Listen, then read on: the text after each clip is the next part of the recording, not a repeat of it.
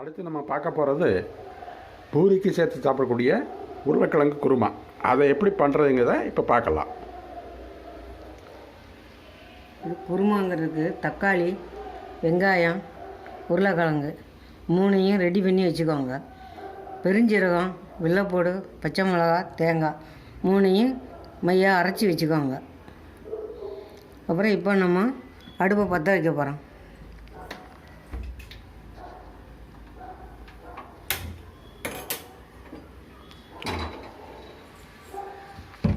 அடுப்பை பற்ற வச்சு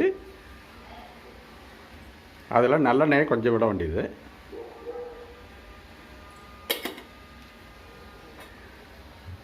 அடுத்து நல்லெண்ணெய் ஓரளவு காஞ்ச உடனே அதில் அதில் கடுகு உளுந்த பருப்பு, கருவேப்பிலை போட்டு கிண்டணும்.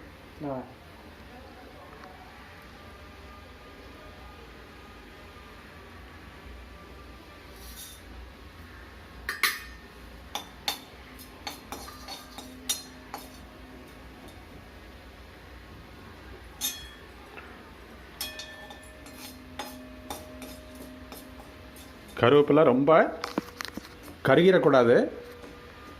கருகியாச்சுன்னா அதனுடைய வாசம் நல்லா இருக்காது, டேஸ்ட்டு. ஆனால் அது ஓரளவு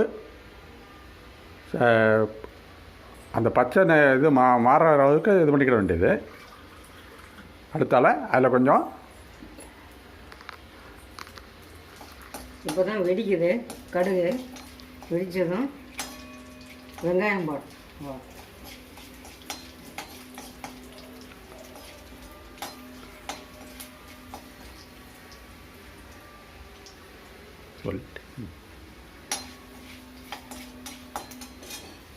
இப்போ நம்ம வெங்காயத்தை அதெல்லாம் போடணும். வெங்காயம் கொஞ்சம் பொன் கலரில் வரணுன்னு கொஞ்சம் துவக்கணும்.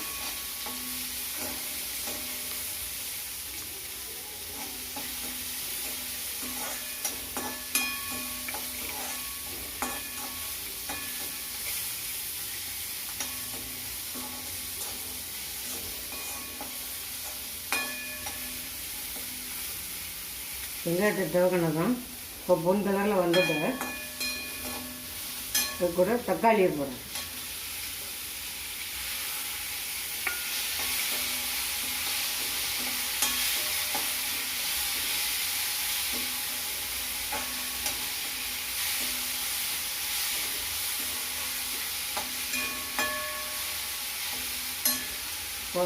ஒரு அரை கிளாஸ் தண்ணி ஊற்றுங்க, கொஞ்சம் கொதிக்கட்டும்.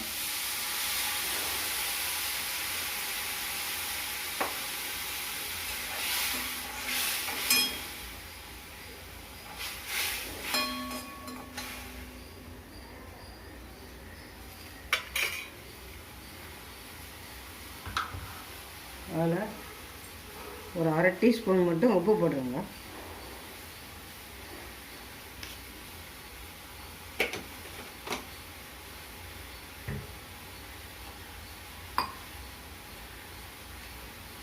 இப்போ பூரி போடுறதா பாருங்கள்.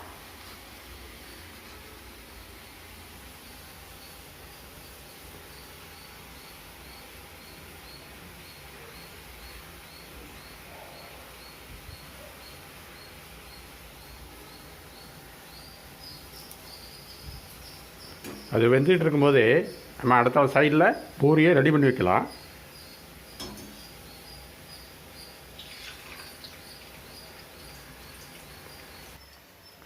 அப்படின்னா தான் அது பூரி ரெடியாக இருக்கும், இந்த குருமா ரெடியாக இருக்கும், சரியாக இருக்கும்.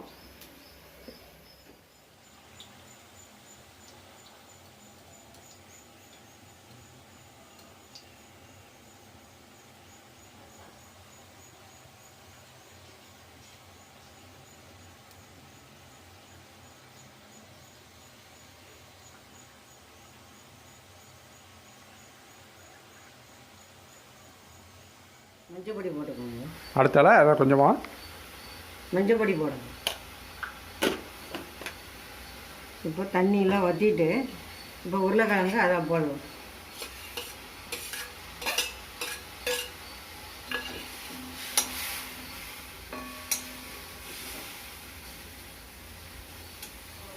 இப்போ இந்த அரைச்சி வச்சிருக்கிறத இதில் ஊற்றணும். என்ன அது என்னம்மா? இது பெருஞ்சீரகம், வெள்ளைப்பூடு, பச்சை மிளகா, தேங்காய் அரைச்சி வச்சுருந்ததை அரைச்சி வச்சு இதில் ஊற்றிடுங்க.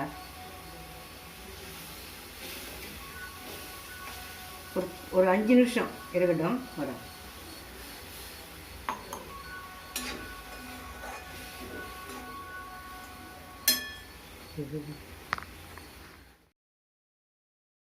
முடிஞ்சிருச்சுங்க.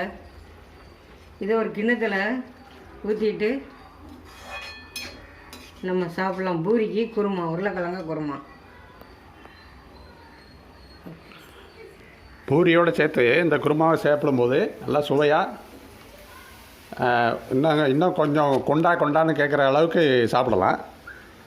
இதை செஞ்சு பார்த்து திருப்தியாக சாப்பிட்டு